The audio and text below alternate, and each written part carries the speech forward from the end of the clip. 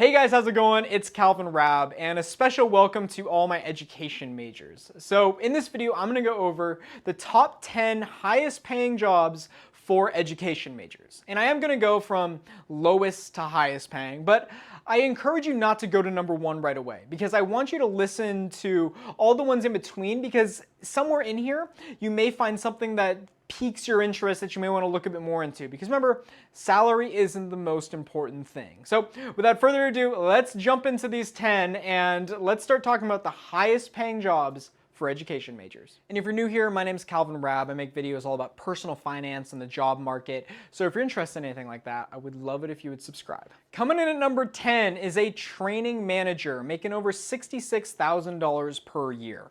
So a training manager, as the name kind of suggests, is going to be someone that is in charge of training the employees of a specific company, or maybe you work for a third-party company that trains employees. And you're going to be doing so much more than just training them some particular skill. You may also be doing some research into that company to seeing what skills do these employees lack that would help them, or more so help the company altogether, make it run more efficiently. So you will be doing some research there, and then also using your education skills to teach them those skills in such a way that allows them to kind of put their best foot forward and get the most work done and learn it in an efficient way. So training manager may be something that you want to look into. Number 9 is an after-school program director, and this person's going to be making over $76,000 per year. So it is kind of in the name what you're going to be doing here, but you're going to be coming up with different programs for students that are in the after-school program. So this will be looking at, what do you think these kids need to learn, but also taking into consideration what they like, what do they enjoy, coming up with different programs for different personalities or different people or different kids like different things, and trying to make it as enjoying as possible. Back when I was in grade school, I knew a lot of the after school program directors and different people that worked in the program. They're all really cool people, and their whole goal, was helping these kids have as much fun as they can while learning important concepts. And you are going to be just take into consideration, you are going to have to do a lot of, dealing with different personalities and different conflicts and different things like that. Not all kids will necessarily get along, but it can be a very rewarding job, and you will play a very important role in these kids' lives. Job number 8 is that of a lobbyist, and here a lobbyist would be making base average salary over $78,000, and all these salaries for the most part are going to be base average salary without any benefits or anything like that. So a lobbyist, what you're going to be doing here is you're likely going to be working for a company. Sometimes they're public, sometimes they're private, and you are going to be working to try and get legislation passed that is in favor of that company. So you're going to be speaking with different elected officials, different groups, and different people who have political power that are making decisions that affect that company. And you are going to be arguing on behalf of that company to try and get legislation passed that does help them. You are lobbying for that specific company. Coming in at number 7 is a standardized test developer making over $83,000 base average salary per year. Now this one is in the name what you're going to be doing, but you are going to be developing and creating these standardized tests. Us students always think, oh, they just pop out of thin air. No, they don't. They are created by teams of these test developers that take into consideration, looking at the curriculum, what skills do these students have, what should they have, and how can we test that in such a way that it's fair across the table. And they will take in there's a lot of different psychological elements that go in here, and from your education courses you've probably made a lot of different course and different programs that are out there that you've probably created yourself, and that's really what you would be doing here. Now this is an interesting position in that I don't know what it's going to do in the future, because a lot of schools are starting to drop those big standardized tests, the SAT and ACT. For instance, I go to UCLA, and UCLA, in fact, I think most of, if not the entire UC system, UCLA was one of the first ones to do it, but they dropped ACT and SAT from their admissions requirements in that, usually when you apply, when I applied the first time, I had to go and send them my SAT scores and things like that, but they're now dropping that. So it's interesting to see where this is going to go, how it's going to affect college admissions, and it's an interesting thing that I'm excited to see what happens. Coming in at number 6 is an academic dean, making over $85,000 per year base average salary. So an academic dean, and I'm sure if you've gone through any type of school, whether it be K through 12 or even you went to university or anything like that, then you've probably at least seen or understood the job of an academic dean. But they are in charge of all things academic. So they are in charge of the budget, seeing which department needs more money. Is this underfunded? How much money do they have? How much do they need to actually run? They'll be in charge of enforcing, of course, the rules and dealing with any academic issues at their particular education institution.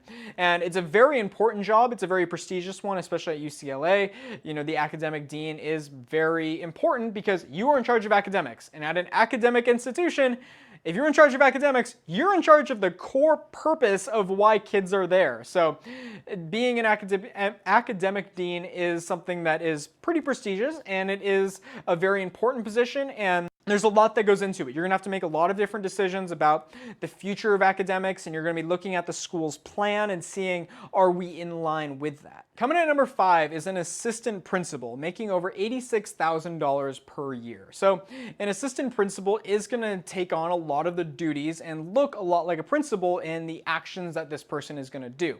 But mainly an assistant principal is going to be in charge of really just enforcing the rules and guidelines. And not only will they be in charge of enforcing them, but they will also be creating these different rules, talking to different board members and in kind of connection with the principal, coming up with different rules that they believe are best for that particular academic institution and making sure that everything is carried out properly, making sure that the mission of that school is carried out in such a way that it is in line with its overall mission. Coming in at number 4, and after saying assistant principal, your mind probably went to, at some point he's probably going to say principal, and you are right, because we're going to say it right now.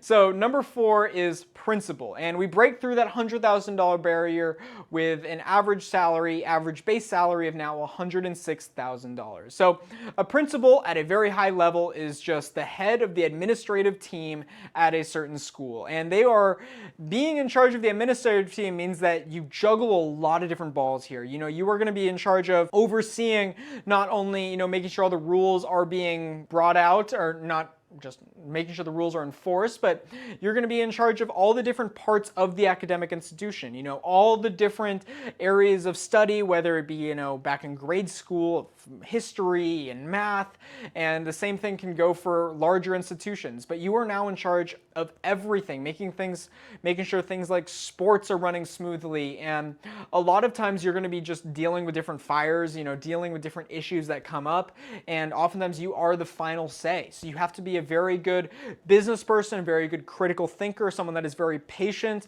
and understanding, because you can get a lot of different personalities clashing at school, and the job can sometimes be a big headache, but you are playing an unbelievably important role in so many lives. It's very rewarding, and you just grow a very close relationship with that school. And oftentimes whenever I've had professors leave, they're always quite emotional about it, because you're so close with that school. And I've had the good fortune of having a lot of great principals in my time, and they've all been very, very interesting and very fascinating and smart people. Coming in at number 3 is going to be a school superintendent, and this is going to be making about $118,000 base average salary. And one thing that I do want to mention that I haven't been mentioning for the past few is when I talked about assistant principal, and now school superintendent, oftentimes more than a bachelor's degree is required.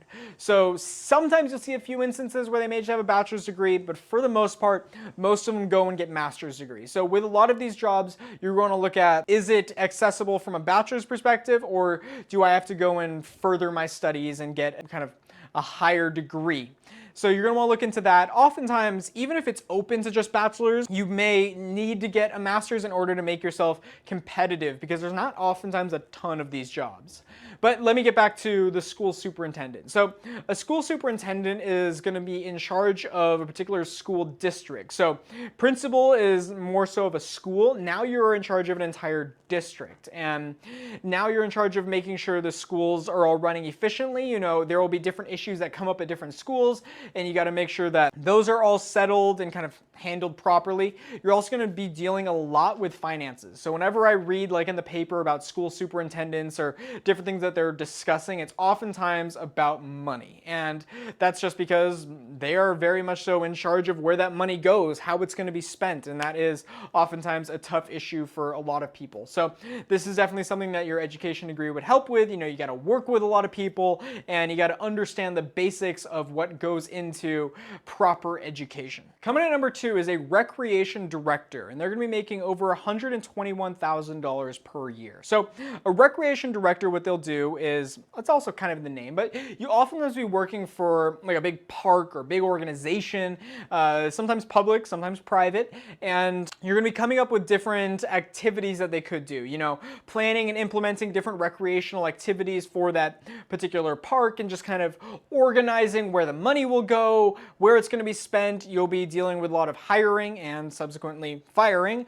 of different people and just making sure that everything runs smoothly and just making sure that there are programs and plans in place, that all the times are working properly, and that it's what the people want, meaning, you know, maybe you're working for or in a specific community and they want this particular thing.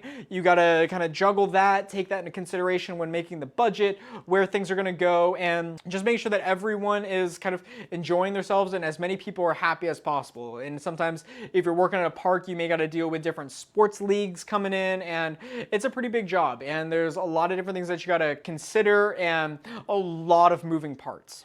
Number 1 is a chief academic officer, and this person will be making over $133,000 base average salary. So what this person is going to be doing is they're going to be in charge of all things academics at the particular institution that they work at. So maybe they're on the board of directors at a particular college, or maybe they're in charge of a certain K through 12 school. You know, this can go up through all the ranks of education.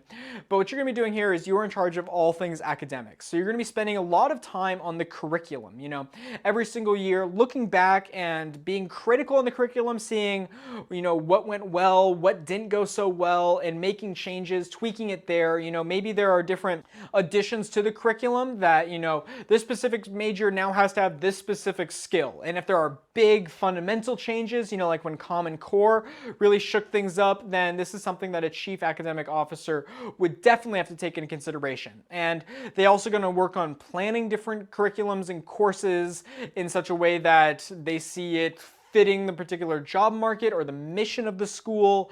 And there's a lot that goes in here, but you are in charge of what these students learn. So you are one of the most important people in all of academics, and because of that, it is a pretty high paying job as well. All right, so that will wrap it up. Those are the 10 highest paying jobs that I see for education majors. But I now want to hear from you. You know, is there a job that I missed, or was a salary really off in this? You know, I tried to do as much research as possible, but if there's something that I missed, then I would love it if you just let me know in the comments below. You know, maybe adding on if there's different education requirements. You know, I know for chief academic officer, I know most of them, and sometimes it's just required that you have to have a master's degree of some sort. So I didn't add that, but I just thought I'd add it right now. You know, or are there more jobs open to maybe just a bachelor's degree in education? And there's a lot here. I think there are so many more jobs within academics that people don't really realize. You know, when people think of an education major, oftentimes they'll just jump to, oh, they want to be a teacher. And that's oftentimes that can be true. You know, a lot of people that I know that are education majors are actually now becoming teachers. But for the most part, like, there are so many other jobs that you can get within academics and in general and in the world at large, because education, you learn how to teach people. And that is something that everyone needs in every facet of business and life altogether. You know, we don't improve unless we are learning, and part of learning is the teaching aspect. So it's very important. And I would just love to talk about all this in the comments down below with you guys. So, but altogether, that will wrap it up. Thank you so much for watching. I truly appreciate it. And if you are new here, my name is Calvin Rabb. Here I make videos all about personal finance and the job market. So if you're interested in that at all, I would love it if you would subscribe. Hit that little subscribe button down there. And I'd also love it if you'd like this video, because if you do that, then I know that people are interested in this topic, and I'll make more videos just about this. So all in all, thank you so much for watching. I truly appreciate it. And as always, my name is Calvin Rabb, and I'll see you soon.